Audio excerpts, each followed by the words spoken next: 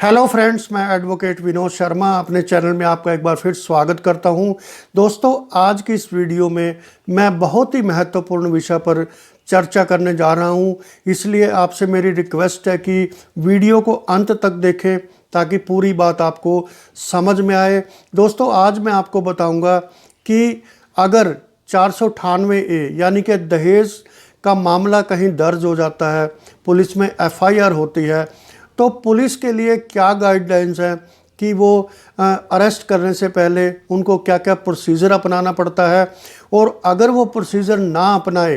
तो उनके लिए क्या दुष्परिणाम हो सकते हैं, क्या उनको जेल भी जाना पड़ सकता है। तो इस विषय पर मैं आपको जो है पूरी डिटेल एक केस के माध्यम से भी बताऊंगा, जो अभी हाल ही में माननीय दिल्ली हाई कोर्ट ने डिसाइड किया है और एक पुलिस ऑफिसर को इसमें कन्विक्ट किया है। क्या पूरा केस है और क्या पूरी प्रक्रिया है, ये सब मैं आपको इस वीडियो में बताऊंगा। तो दोस्तों, वीडियो शुरू करने से पहले हमेशा की तरह मेरी आपसे रिक्वेस्ट कि आप मेरे चैनल को सब्सक्राइब करें। अगर आपको वीडियो अच्छी लगे तो उन्हें लाइक और शेयर करना मत भूलें, और बेल आइकन का बटन भी ज़रूर दबाएं ताकि नए वीडियोस का नोटिफिकेशन आपको तुरंत मिलता रहे। तो दोस्तों, वीडियो शुरू करते हैं कि क्या है वो गाइडलाइंस, क्या है वो मैंडेट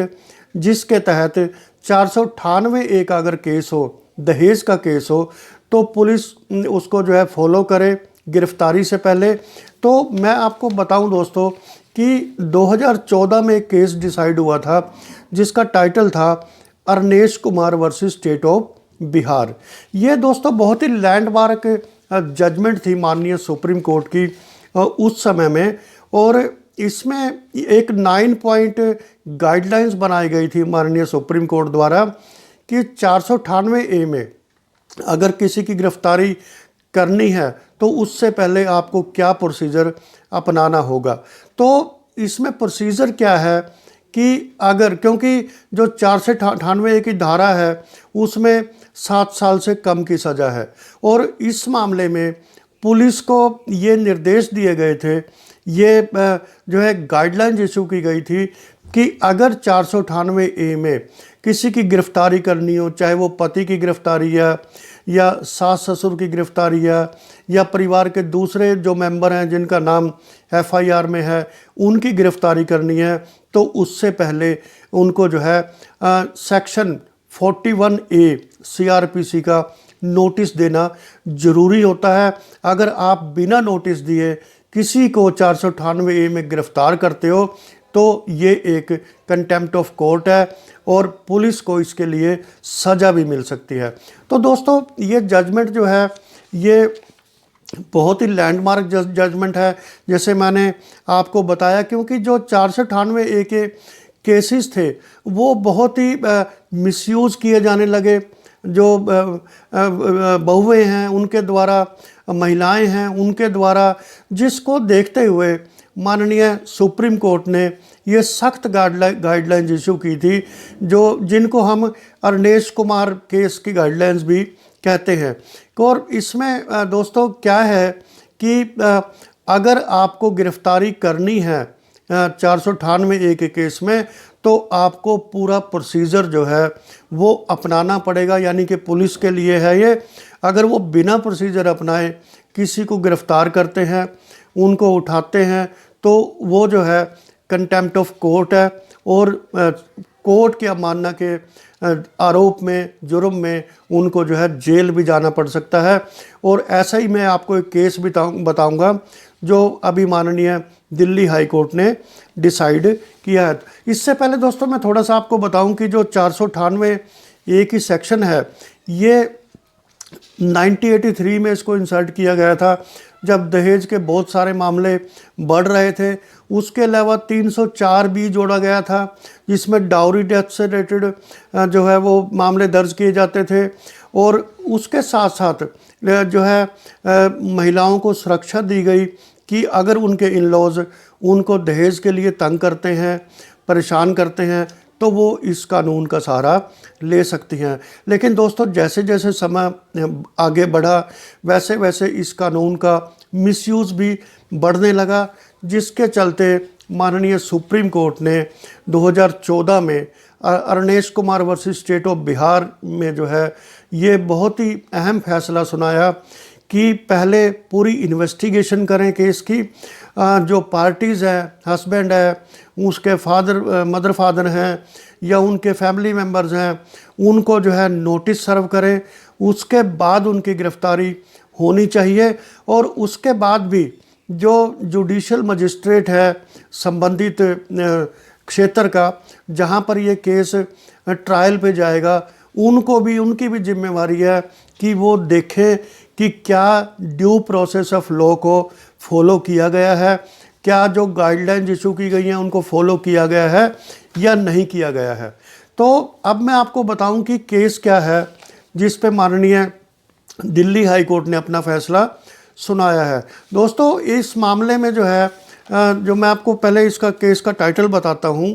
केस का टाइटल है राकेश कुमार, इसमें पेटिशनर हैं, और विजंता आर्या ये डीसीपी हैं दिल्ली पुलिस में। ये Rakesh Kumar versus Vijanta Arya and anothers, ये केस का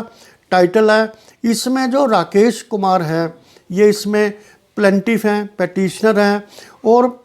जो विजंता आर्या जिसमें जो रेस्पोंडेंट है इसमें उन्होंने पेटिशनर को 406 के मामले में, यानी कि क्रिमिनल ब्रीच ऑफ ट्रस्ट के मामले में जो है बिना नोटिस दिए, बिना सीआरपीसी के सेक्शन 41A को फॉलो किए बिना उन्होंने उसको गिरफ़्तार कर लिया। पब्लिकली उसको गिरफ़्तार किया गया। उनको जो है पड़ोसियों ने गिरफ़्तारी करते हुए देखा, घर वालों के सामने उसको पकड़ा, और वो व्यक्ति जो है 11 दिन तक जेल में रहा। उसके बाद उसकी जमानत हुई। तो दोस्तों, इस मामले में जो पेटिशनर है वो दिल्ली हाई कोर्ट में पहुँचे। अपनी गिरफ़्तारी को उन्होंने चैलेंज किया कि जो है मेरी गिरफ़्तारी बिना ड्यू प्रोसेस ऑफ लॉ है, जो अरनेश कुमार की गाइडलाइंस हैं उनको फॉलो किए बिना जो है मुझे इसमें गिरफ़्तार किया गया। तो दोस्तों, ये माननीय दिल्ली हाई कोर्ट ने इस केस को डिसाइड किया है, और उन्होंने क्या इसमें जो अपनी जजमेंट दी है वो मैं आपको बताऊं कि उन्होंने कहा कि जो इसमें जो रेस्पोंडेंट है डीसीपी हैं दिल्ली पुलिस में, उन्होंने प्रोसेस को फॉलो नहीं किया, अरनेश कुमार केस की गाइडलाइंस को फॉलो नहीं किया, और जो है उन्होंने कंटेम्प्ट ऑफ कोर्ट किया है, और इसके लिए वो दोषी हैं और उनको सज़ा मिलनी चाहिए। तो दोस्तों, इसमें जो केस में जो इसमें प्लेंटिफ है, उन्होंने आरोप लगाया कि हमें जो है कोई नोटिस इशू नहीं किया गया, अचानक हमें घर से उठा लिया गया, और उसके बाद जो है 11 दिन वो जेल में रहा। उसके बाद उसको बेल मिली। तो जैसे ही मामला जो है माननीय दिल्ली हाई कोर्ट में पहुंचा, उन्होंने नोटिस इशू किया, लेकिन जो है नोटिस के बाद भी जो इसमें डीसीपी है, यानी कि पुलिस ऑफिसर है रेस्पोंडेंट, उन्होंने कोई अपनी अपोलॉजी टेंडर नहीं की, और जो है बाद में जब लगा कि अब कार्रवाई होने वाली है कोर्ट की तरफ से कंटेम्प्ट ऑफ कोर्ट की, तो उन्होंने अपनी एक अपोलॉजी टेंडर की, गलती मानी, लेकिन तब तक कोर्ट ने उसको एक्सेप्ट नहीं किया। कोर्ट ने कहा कि ये आपका एक लास्ट रिजोर्ट के तौर पे आपने इसको इस्तेमाल किया है, और आपने जो है पहले कोई अपोलॉजी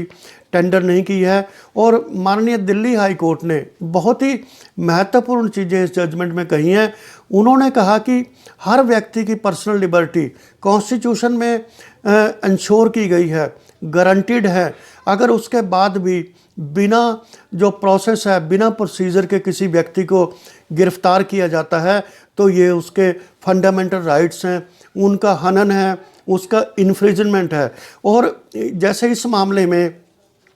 माननीय दिल्ली हाई कोर्ट ने कहा कि आपने इनको जो है पड़ोसियों के सामने गिरफ्तार किया, इनके माता पिता, बच्चे, पत्नी के सामने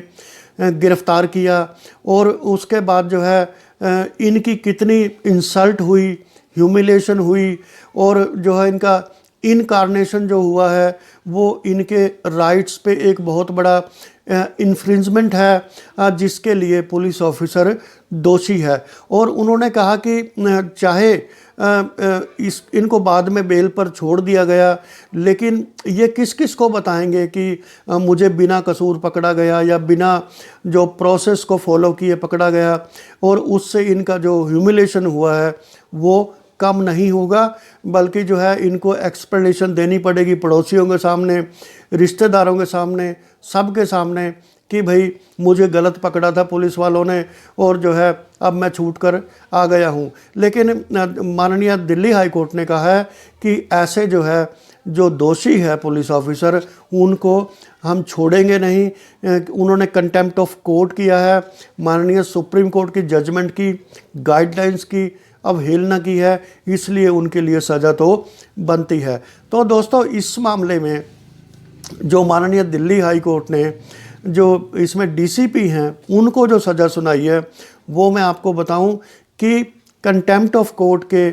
का मामला बनाते हुए दिल्ली हाई कोर्ट ने उनको 1 दिन की इम्प्रिजनमेंट की सज़ा सुनाई है। ये एक टोकन इम्प्रिजनमेंट है हालांकि, लेकिन एक पुलिस ऑफिसर के लिए जो एक डीसीपी के पद पे तैनात है उनके लिए ये बहुत बड़ा सबक है कि जो है अगर वो कानून को फॉलो नहीं करते, गाइडलाइंस को फॉलो नहीं करते, सुप्रीम कोर्ट की जो डिसीजंस हैं उनको इग्नोर करते हैं, तो उनको जो है जेल की हवा भी खानी पड़ सकती है। 1 दिन की सज़ा के साथ उनको उन पर 2,000 रुपये का फ़ाइन भी लगाया गया, और इसके अलावा 15,000 रुपये